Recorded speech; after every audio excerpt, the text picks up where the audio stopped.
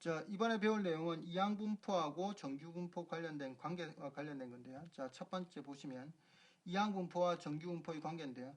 n개의 주사위를 n번 던져서 1의 눈이 나온 횟수를 확률 변수 x로 해서 나온 그래프를 밑에서 관찰해 보면 이항분포이기 때문에 이와 같이 표현할 수 있죠. n의 횟수고 그리고 1의 눈이 나올 확률 6분의 1을 이렇게 이항분포 형태로 표기할 수 있습니다. 근데 그 횟수를 늘려보면요. 10번 했을 때 그래프가 이렇게 되고 20번 했을 때 이렇게 되고 30번 했을 때 이렇게 되고 40번, 50번 하게 되면 결국 무슨 그래프 모양에 가까워지느냐면 종 모양의 그래프가 되고요. 딱 중간 지점이 평균 형태로 나오게 됩니다. 자, 그래서 뭘가 되느냐면 n 값이 커짐에 따라서 정규분포 곡선과 비슷한 그래프경을 가지게 됩니다. 그래서 우리는 이항분포에서 어떤 확률을 구하라고 할 때 앞으로 정규분포 확률을 이용해서 문제를 풀겠다 이런 뜻이 되는데요. 자, 옆으로 와서 보시면 이항분포가 횟수가 증가되면 여기 이게 횟수가 증가되면 즉 n 값이 커지면 n이 커지면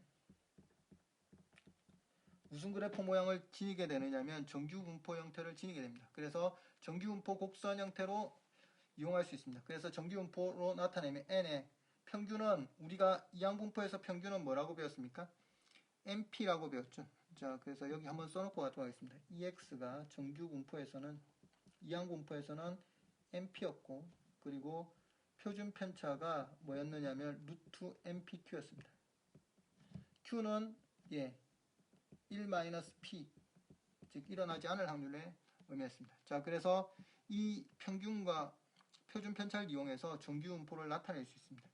자, 그래서 이렇게 나타내고요. 그러면 어떻게 하느냐면 확률을 구하는 게 목표인데요. 이항분포에서의 확률, 예를 들어서 A에서 B까지의 확률을 구하라 이렇게 주어졌다면 이렇게 하겠죠. P에 A번 나타나는 것부터 뭐까지 B번 나타나는 것까지 하라면 여기서 나오는 확률을 여기서도 그대로 써도 된다 이런 뜻입니다.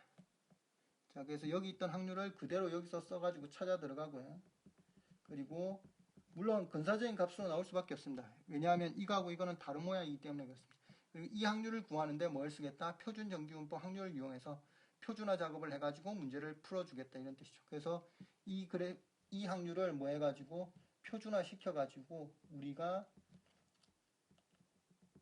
확률을 찾아주겠다 이런 뜻입니다. 표준화해서 확률을 찾겠다 이런 의미로 생각하시면 됩니다. 자, 그래서 중간에 무슨 과정이 덧붙여지게 되느냐면 이항분포 확률을 구하는데 정규분포의 평균하고 표준 편차 구하는 게 덧붙여지고요. 그리고 표준화 시키는 거는 앞에 정규분포 표준화하는 과정과 똑같은 과정 거쳐서 확률 구하면 된다 이런 뜻이 됩니다. 자, 그러면 말로는 잘 이해할 수 없기 때문에 자, 예를 들어 가지고 한번 보도록 하겠습니다. 자, 첫 번째 문제 보시면요. 한 개의 주사위를 720회 던져서 같은 행동을 반복하고 있죠. 독립적으로 반복되고 있고 1의 눈이 나올 확률을 확률 변수 x라고 했기 때문에 이 상황이 뭐더라? 이항분포 상황이다 이런 뜻이죠. 그때 확률이 얼마다? 130 이상이 될 확률을 구하라 이런 뜻이니까 수식으로 해석해서 본다면 이런 뜻으로 해석할 수 있습니다. 이항분포 상태이기 때문에 B가 횟수 720번 이렇게 되는 거고 확률은 6분의 1 이렇게 주어져 있는 상태입니다. 그때 뭘 구하라고 했다? X가 130번 이상 될 확률을 구하라 이런 뜻이죠. 그러면 횟수가 720번이나 되기 때문에 충분히 많아서 이항분포 그래프경을 띌 수 있습니다. 자, 이 횟수가 충분히 많다는 것은 일반적으로 고등학교 과정 내에서는 20번 이상이면 충분히 많다 그렇게 생각하시면 됩니다. 자, 그래서 평균하고 정규분포 형태를 띠게 되기 때문에 정규분포를 찾겠다 이런 말이죠. 자, 정규분포는 NP였습니다. 자, 그러면 720 곱하기 이걸 하면 뭐라고 나오게 되겠습니까? 120 이렇게 되겠죠. 자, 그리고 120에다가 루트 NPQ 해야 되니까 여기 미리 계산을 해놓고 가도록 하겠습니다. 자, 평균은 NP였으니까 720 곱하기 6분의 1 하면 되어서 120으로 나온 거고요. 그 다음 표준 편차는 루트 720 곱하기 6분의 1 곱하기 6분의 5 이렇게 하면 되죠.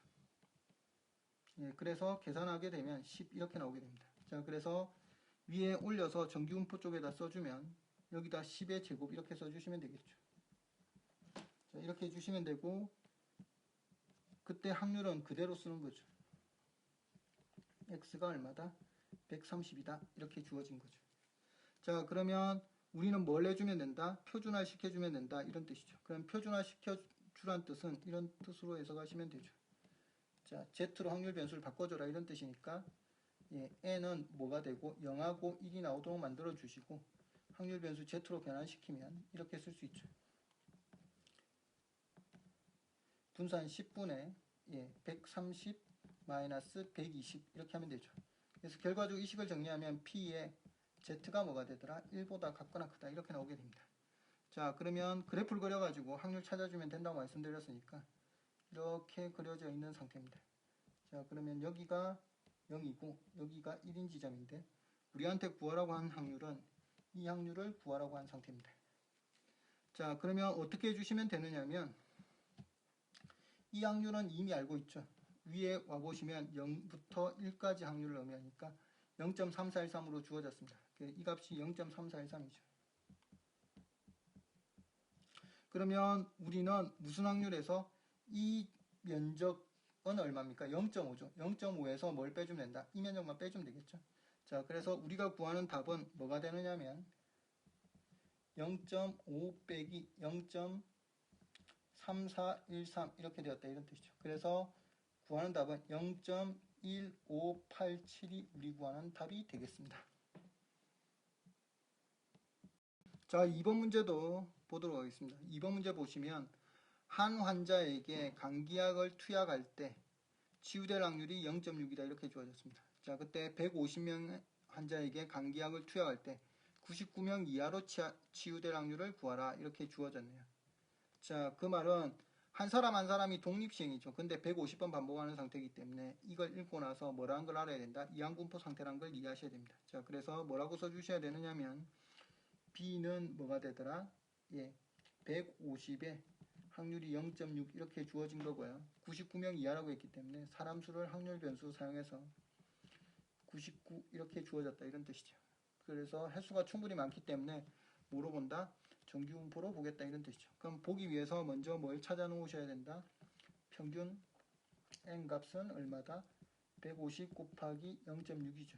자, 따라서 90으로 나오게 되고요. 표준 편차도 찾아 놓으셔야 됩니다. 그래서 표준 편차 루트 150 0.6 곱하기 0.4 이렇게 되니까 36이라고 나와서 루트 36이 되니까 얘 얼마가 되더라? 6 이렇게 나오게 됩니다. 6. 자, 됐죠? 자, 그래서 위로 올라오셔서 자, 우리가 찾은 이거하고 이거를 정규분포에 표시해 주시면 됩니다. 자, 그래서 표시하면 이렇게 되겠죠. 90에 6의 제곱 이렇게 표기될 거고요. 자, x 99 이하 그대로 표기해 주시면 됩니다. 그러면 이제 뭐만 해주면 된다? 표준화만 해주면 된다 이런 말이죠. 그러면 n은 0하고 1로 가고 표준화 시키면 z로 바꿔주면 되니까 z가 6분의 99 마이너스 90 이렇게 하면 되겠죠. 자, 그래서 계산하면 P의 Z는 뭐가 되더라? 1.5 이하다 이런 뜻이 되죠. 자, 그러면 그래프 그려가지고 보시면 이렇게 되죠. 밑에 쪽에 그리면 이렇게 그렸을 때 0이고 오니까 이 부분하고 이 부분 두 개 합해지면 될 겁니다. 자, 그러면 0부터 1.5까지는 지금 주어져 있죠. 여기죠. 0.4332죠. 0.4332가 될 거고 이 면적은 0.5죠. 자, 그래서 두 개 합치면 위에 올려서 여기다가 써주면 되죠. 이 면적 합한 거니까. 자, 그래서 여기다 쓰면 결론적으로 뭐라고 나오게 되느냐면 0.2개 합해서 쓰면 9332가 우리 구하는 답이 된다. 이런 뜻이 되겠습니다.